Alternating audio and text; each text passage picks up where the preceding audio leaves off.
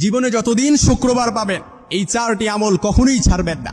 বৃহস্পতিবার সূর্য যখন অস্ত যাবে, বৃহস্পতিবার সন্ধ্যা থেকে শুক্রবার সন্ধ্যা পর্যন্ত এই 4টি আমলকে নিজের জন্য একেবারে বাধ্যতামূলক করে নেবেন ইনশাআল্লাহ। প্রথম যে আমলটি সবচাইতে বেশি বেশি করবেন, এমনকি আপনার যত পেরেশানি আছে, যত বিপদ আপদ আছে, উদ্বেগ উৎকণ্ঠা আছে, সব কিছুর জন্য যে আমলটা যথেষ্ট হয়ে যাবে, প্রথম যে আমলটা করবেন সেটাই হচ্ছে দুরুদ শরীফের আমল। দুরুদ শরীফ পারি না এমন কেউ নাই। সবচাইতে ছোট্ট দুরুদ সাল্লাল্লাহু আলাইহি ওয়াসাল্লাম, এই দুরুদটাও আমরা পারি, এই দুরুদটাও আপনি চাইলে করতে পারেন। 2 নাম্বার যে আমলটা করবেন, অন্য যে কোনো দিনের চাইতে শুক্রবার দিনের ফজরের নামাজটা জামাতে পড়ার চেষ্টা করবেন। অন্যান্য দিনের নামাজগুলো তো কিংবা ফজরের নামাজটাও তো জামাতে পড়বেন, কিন্তু শুক্রবার দিনের ফজরের নামাজটা জামাতে পড়বেন। কেন? রাসূল সাল্লাল্লাহু আলাইহি সাল্লামের হাদিস, আফদলুস সালাতি ইনদাল্লাহি সালাতুল জামাতি ফি ইয়াউমিল জুমআ। আল্লাহ তাআলার কাছে শুক্রবার দিনের ফজরের নামাজটা জামাতে পড়া, এটা আল্লাহ তাআলার কাছে সবচাইতে উত্তম এবং সবচাইতে পছন্দনীয়।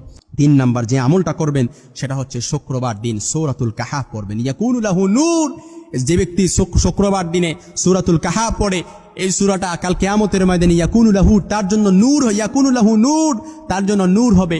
এই নূরের আলো দিয়ে ওই ব্যক্তি কিয়ামতের ময়দানে ফুলসিরাতের পুর অনায়াসে পার হয়ে যাবে। সুবহানাল্লাহ বিহামদি। এমনই কি যে ব্যক্তি শুক্রবার দিনে সূরাতুল কাহাফ পড়ে, ওই ব্যক্তিকে আল্লাহ তাআলা দাজ্জালের ফিতনা থেকে তাকে হেফাজত করবে। 4 নাম্বার যে আমলটা করবেন সেটা হচ্ছে মসজিদে আগে আগে যাবেন। এটা রাসূল সাল্লাল্লাহু আলাইহি সাল্লামের অন্যতম সুন্নাহ।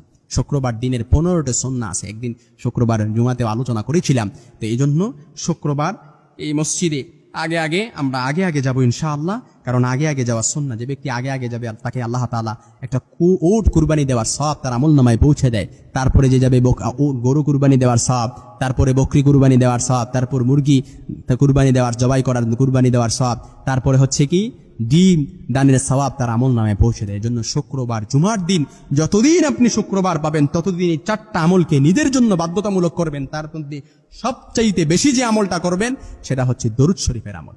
ছোট্ট দুরুদ সাল্লাল্লাহু আলাইহি সাল্লাম, এটাও পড়তে পারেন।